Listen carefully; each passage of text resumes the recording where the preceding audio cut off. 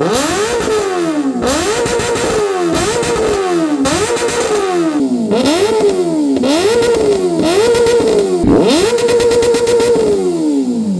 para mamigay ulit tayo ng 5 free slots sa ating 5 lucky followers. So simple lang ulit, kailangan nyo gawin is alright, what's up mga port? So for today's video, gagawan lang natin ng update yung ating parapol na ZX6R at papakita ko sa inyo ngayon kung ano yung mga naiba sa kanya at kung ano na yung mga iba pa naming nakabit. So una, itong pinakamahalaga is yung ating slider, yan, powered by GRX Motonetics. Ito mga tol, iilan pa lang yung meron na ito kasi bagong gawa siya ni GRX. Sila pa lang yung may maayos na slider na made in Philippines. Kasi nga, sabi ko sa inyo sa last video natin, nagka-issue tayo dahil yung bagong latest ng ZX6R is nakaharang sa kanyang frame yung lagayan ng slider. So si GRX, ginawa niya ng paraan, kaya ngayon, meron na tayo nito. So safe na ang ating ZX6R kung sakaling matumba. So next na nilagay namin na pang protection ulit is itong kanyang lever guard or hand guard. Just in case matumba man, safe yung ating kamay. Ayan. So ito, aluminum steel at nag-complement naman siya sa kulay ng ating ZX6R.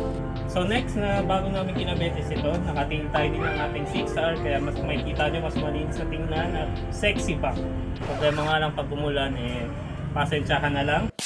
Ang signal light naman, pinalitan namin ng LED na mas malakas at yun, kung nakikita nyo mas nag-complement siya sa itsura ng ating 6R. Pakita ko na rin sa inyo pala yung ilaw niya. Yan. So kung makikita nyo, simple lang pero maganda pa. Alright. At bago pala kalimutan, itong tail tie din natin is foldable siya. Yan. So kung gusto nyo iwas huli. Gago! At sunod na mahalaga sa isang sports bike or bike ay ito, yung kanyang tank grip or tank guard para iwas gas-gas sa ating mga belt or ating mga belt bag. So yan, maganda yung texture niya pati dito para iwas gas-gas sa ating tuhod naman. Yan, safe na safe ng ating tank. At finally, isa sa pinakamahalaga rin na protection na pwede natin ilagay sa ating motor is ito, yung kanyang engine guard or engine cover. Ang tatak niya, GB Racing, so fully covered na yung ating engine. So kabilaan yan dito at dito. So yun mga tol, yun lang yung quick update namin sa ZX6R. Mag-iisip pa kami kung may iba pa kami pwedeng mailagay kasi priority na muna namin yung pinaka safety or protection sa motor kasi yun naman talaga yung mahalaga. Sa ngayon, ito pa rin yung ating exhaust nga, AR Shorty. Dahil medyo common na yung AR Shorty, papalitan natin siya ng ayan, SC Project Titanium. Ay, kung makikita nyo naman, nag-blue violet na yung kulay niya, pati yung ating canister. So legit titanium to mga tol. Napansin ko marami rin sa comment section gusto nyo ng SC Project So pagbibigyan namin kayo. So sa huling pagkakataon, i-sound check muna natin si AR para may compare natin siya sa tunog na itong ating SC Titanium. So tara, start natin siya. AR Shorty ZX6R 2024 model.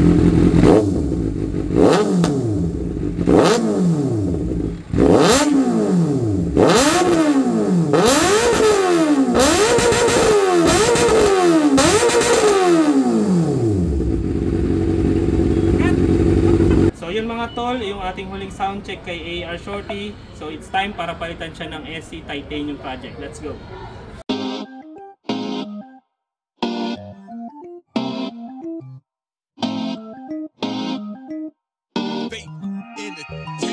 Alright, so for comparison mga tol, ito yung ating unang exhaust, yung AR at yung kanyang stainless na link pipe na galing kay Forma Bike Point. Titimbangin lang natin siya dito sa ating digital scale. Yan, sige, lapag natin yung link pipe. So ayan, naka-grams siya, so 669 grams. Saba natin yung AR exhaust. Overall, yun, 1,229 grams. So, mga 1.2 kilos. So, tara, try naman natin ngayon yung ating Titanium SC Project. So, tingnan natin kung talaga nga bang legit na titanium na magaan. So, tara, timbangin na muna natin yung link pipe. Yun, 364 grams. So, napakagaan nga.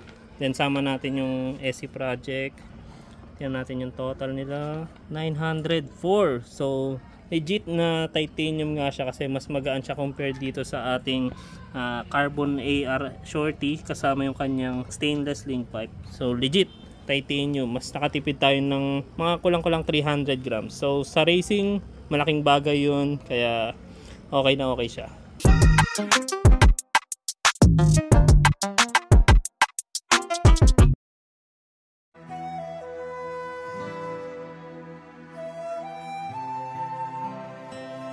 yun nga, sa kasamaang palad, nagkaroon kami ng onting technical difficulties. Kaya ngayon, inabot na kami ng dilim sa pagkabit. Pero thankful tayo dahil meron tayong si Kuya Lightman. Ayan. Kaya kahit paano, medyo maliwanag pa rin nakikita nyo. Yun nga, so ito tapos na natin ikabit yung ating SC Project Titanium Exhaust with Titanium Link Pipe. So yan mga tol, it's time para i-sound check. Tingnan natin kung ano nga bang mas maganda tumunog, kung yung AR ba kanina or itong SC Project, or kung may difference nga ba sa kanila. Let's go. Parang medyo mas bassy siya compared to kanina sa AR natin. Kaya mainit na. Let's go. Wait lang, okay pala.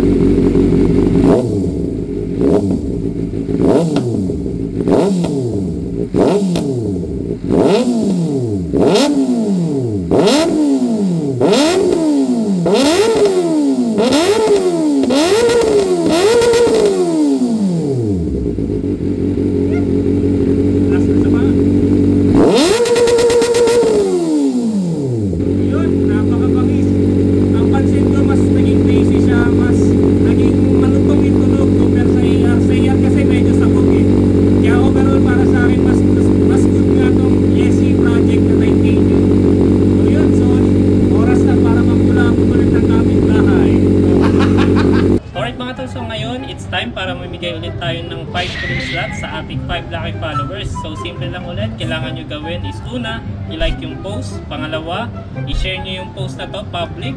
Pangatlo, i-screenshot nyo yung shinare nyo na yun at i-comment kasama yung rason kung bakit gusto nyo manalo nitong ZX6R. At sa mga gusto naman ng sure slot, pwede kayo dumiretso sa ating Viber WhatsApp. Ito yung number, PM nyo yan, 600 per slot at 1,000 for 2 slots promo. Kung wala naman kayo nun, pwede naman kayo dumiretso sa ating FB page. PM nyo lang yan at i-check nyo na lang kung sino yung kausap nyo para iwas tayo sa scam. Kasi ngayon mga tol, marami nang nabiktima at ayaw naman na nating dagdagan pa yun. So doble ingat na lang mga tol. Kita-kits tayo next week. Power!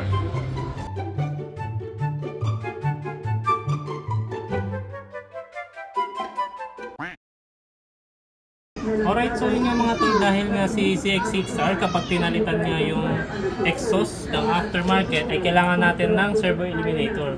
So thankfully may nahanap kaming budget meal pero gumagana naman. Ito, pakita ko sa inyo. Beams servo eliminator. So ito, gumagana naman siya. Walang check engine. All is good, so no problem na tayo. Kaya itong ating ZX6R is meron ng servo eliminator. Ayan, may tatak pa. Beams. Putang ina mo, ginagawa mo! Alright.